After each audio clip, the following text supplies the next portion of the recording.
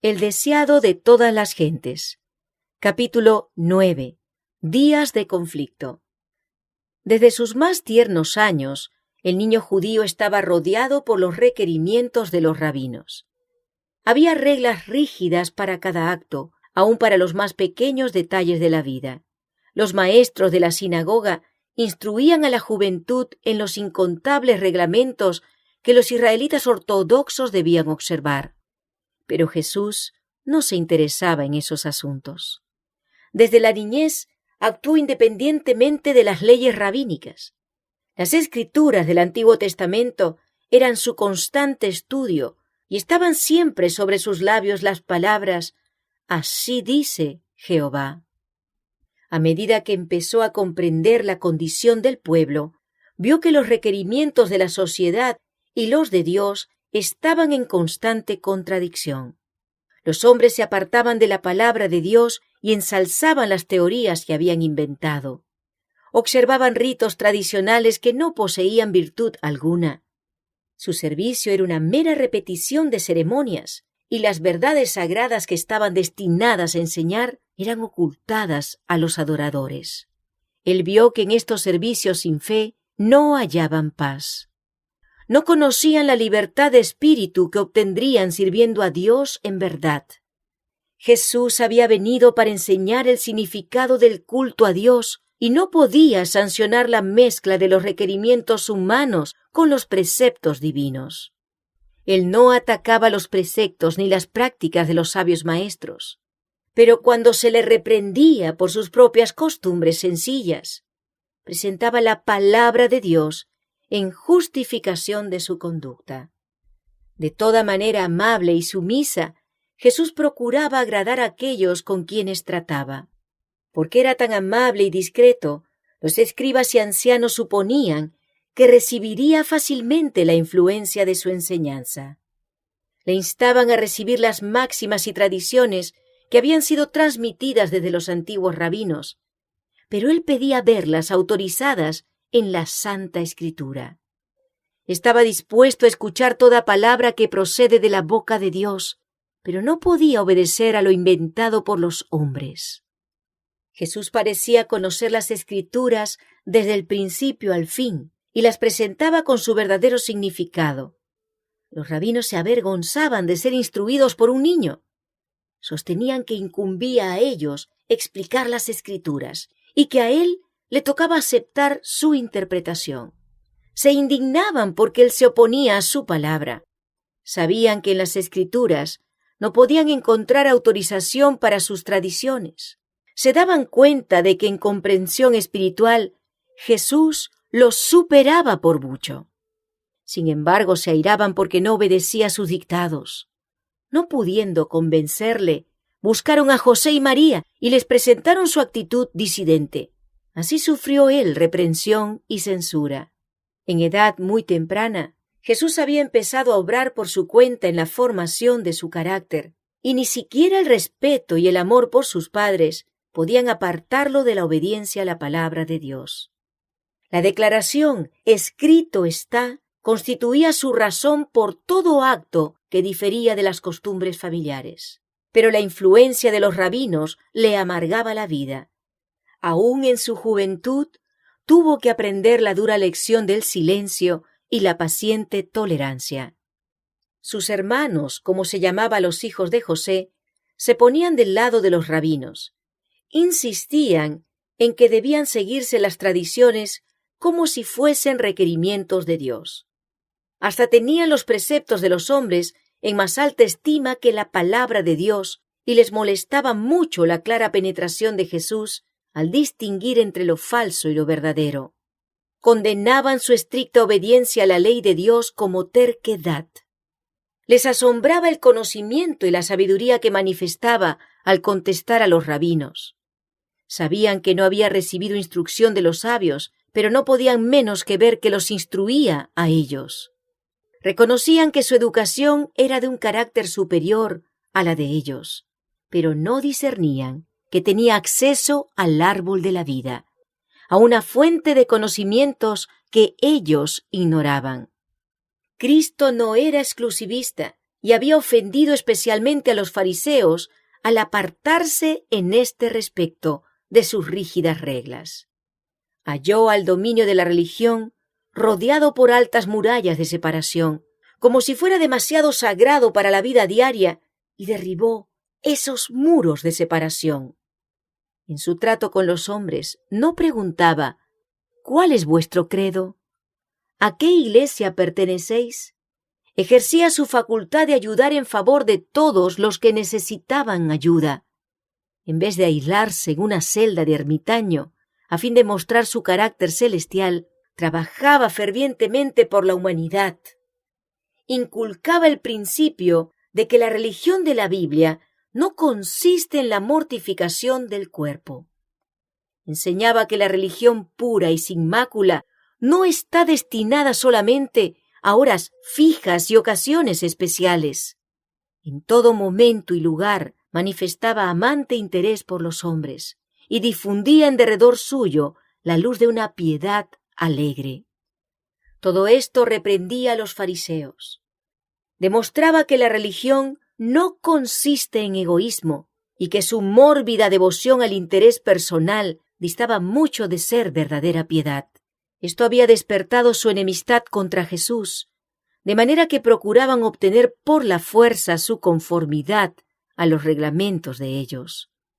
Jesús obraba para aliviar todo caso de sufrimiento que viese. Tenía poco dinero que dar, pero con frecuencia se privaba de alimento a fin de aliviar a aquellos que parecían más necesitados que él. Sus hermanos sentían que la influencia de él contrarrestaba fuertemente la suya. Poseía un tacto que ninguno de ellos tenía ni deseaba tener. Cuando ellos hablaban duramente a los pobres seres degradados, Jesús buscaba a estas mismas personas y les dirigía palabras de aliento. Daba un vaso de agua fría a los menesterosos y ponía quedamente su propia comida en sus manos. Y mientras aliviaba sus sufrimientos, asociaba con sus actos de misericordia las verdades que enseñaba, y así quedaban grabadas en la memoria.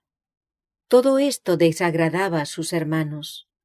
Siendo mayores que Jesús, les parecía que él debía estar sometido a sus dictados. Le acusaban de creerse superior a ellos, y le reprendían por situarse más arriba que los maestros, sacerdotes y gobernantes del pueblo. Con frecuencia le amenazaban y trataban de intimidarle, pero él seguía adelante, haciendo de las Escrituras su guía. Jesús amaba a sus hermanos y los trataba con bondad inagotable, pero ellos sentían celos de él y manifestaban la incredulidad y el desprecio más decididos. No podían comprender su conducta. Se les presentaban grandes contradicciones en Jesús. Era el divino Hijo de Dios y sin embargo un niño impotente. Siendo el creador de los mundos, la tierra era su posesión. Y sin embargo la pobreza le acompañaba a cada paso en esta vida. Poseía una dignidad e individualidad completamente distintas del orgullo y arrogancia terrenales. No contendía por la grandeza mundanal y estaba contento aún en la posición más humilde. Esto airaba a sus hermanos. No podían explicar su constante serenidad bajo las pruebas y las privaciones. No sabían que por nuestra causa se había hecho pobre, a fin de que con su pobreza fuésemos enriquecidos. No podían comprender el misterio de su misión mejor de lo que los amigos de Job podían comprender su humillación y sufrimiento.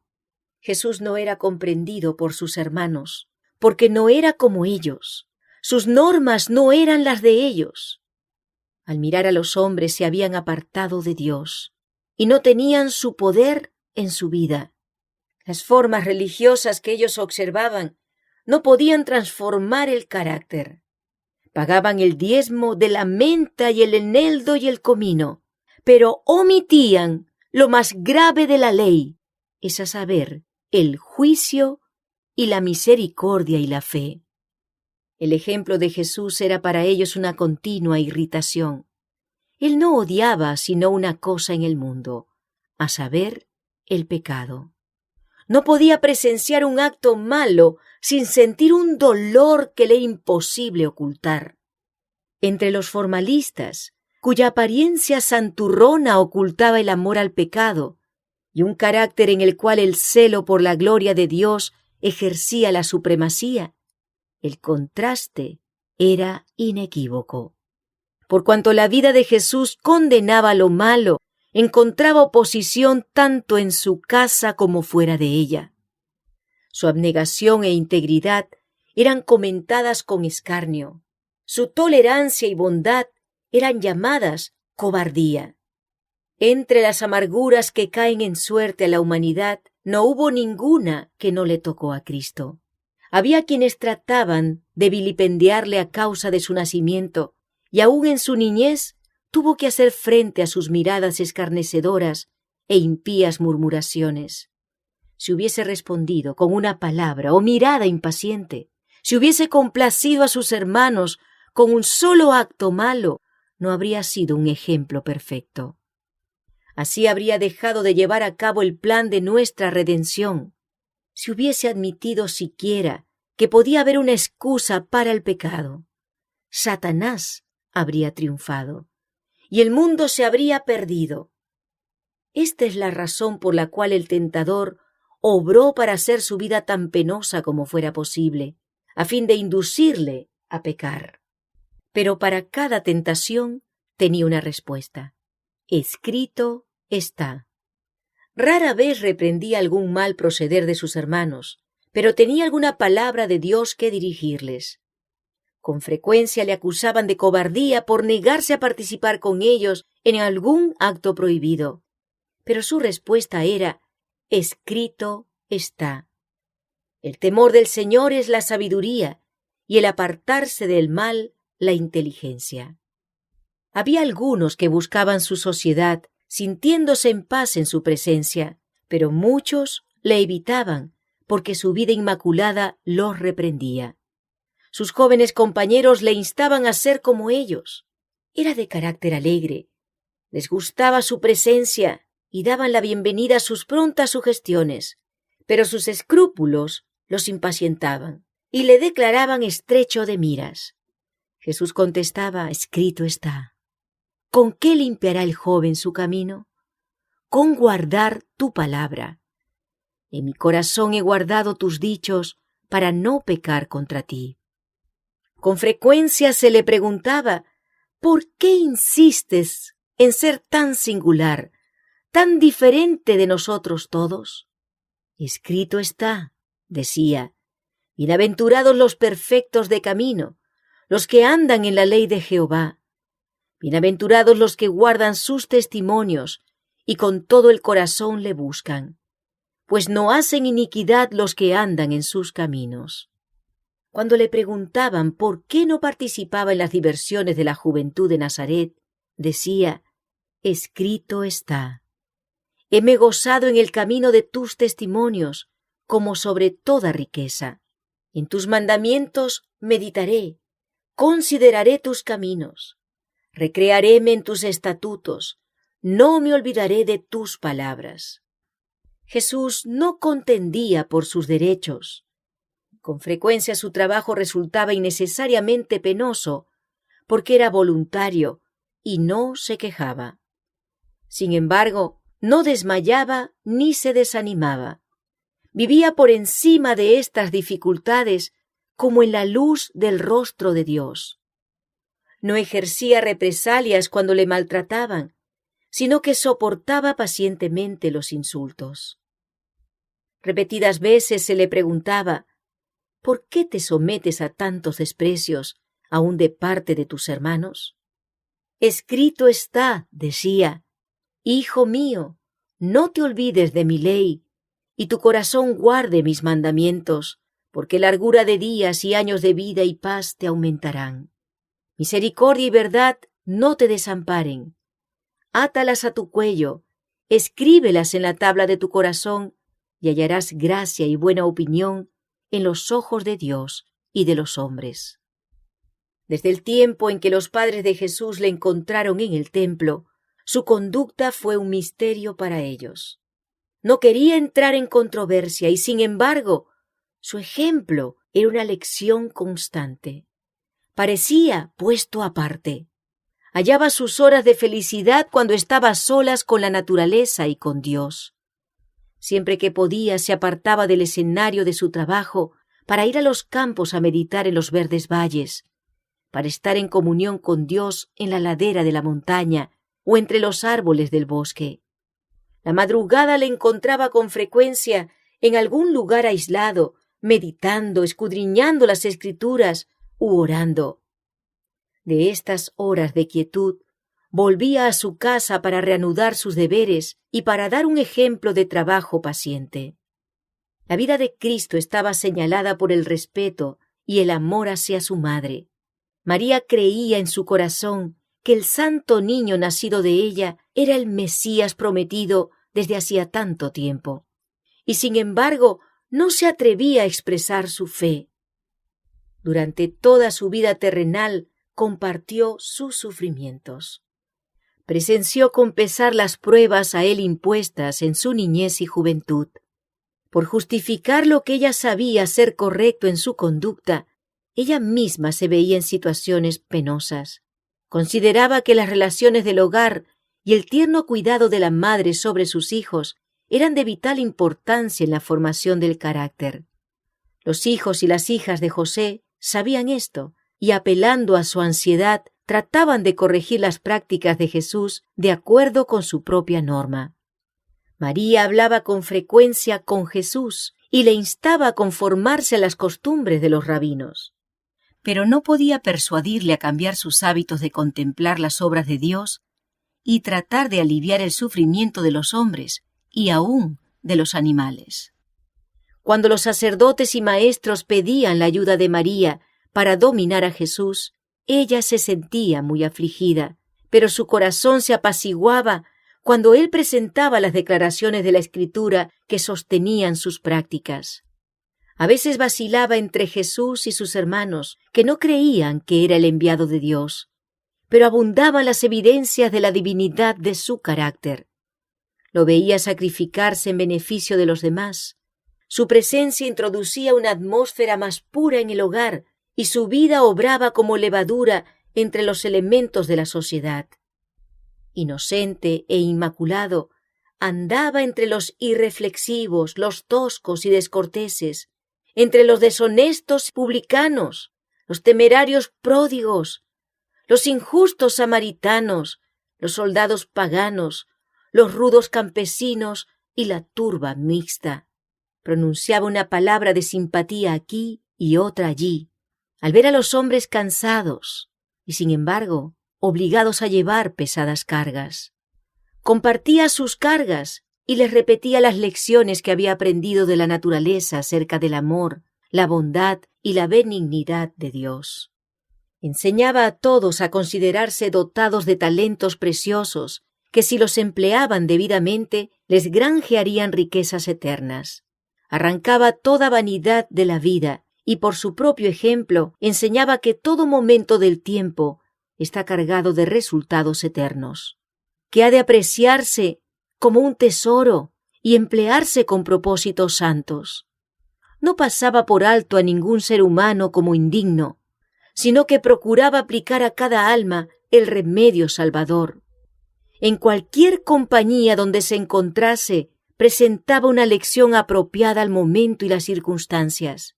Procuraba inspirar esperanza a los más toscos y menos promisorios, presentándoles la seguridad de que podrían llegar a ser sin culpa e inocentes y adquirir un carácter que los revelase como hijos de Dios. Con frecuencia se encontraba con aquellos que habían caído bajo el dominio de Satanás y no tenían fuerza para escapar de su lazo. A una persona tal, desalentada, enferma, tentada y caída, Jesús dirigía palabras de la más tierna compasión, palabras que eran necesarias y podían ser comprendidas. A otros se encontraba que estaban luchando mano a mano con el adversario de las almas. Los estimulaba a perseverar, asegurándoles que vencería, porque los ángeles de Dios estaban de su parte y les darían la victoria. Los que eran así ayudados se convencían de que era un ser en quien podían confiar plenamente. Él no traicionaría los secretos que volcaban en su oído lleno de simpatía. Jesús sanaba el cuerpo tanto como el alma. Se interesaba en toda forma de sufrimiento que llegase a su conocimiento, y para todo doliente a quien aliviaba, sus palabras bondadosas eran como un bálsamo suavizador. Nadie podía decir que había realizado un milagro, pero una virtud, la fuerza sanadora del amor, emanaba de él hacia los enfermos y angustiados. Así, en una forma discreta, obraba por la gente desde su misma niñez. Esa fue la razón por la cual, después que comenzó su ministerio público, tantos le escucharon gustosamente.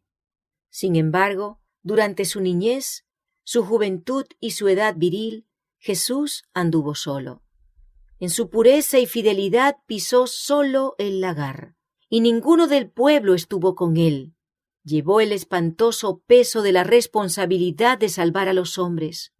Sabía que a menos que hubiese un cambio definido en los principios y los propósitos de la familia humana, todos se perderían. Era esto lo que pesaba sobre su alma, y nadie podía apreciar esa carga que descansaba sobre él. Lleno de un propósito intenso, llevó a cabo el designio de su vida, de ser él mismo la luz de los hombres.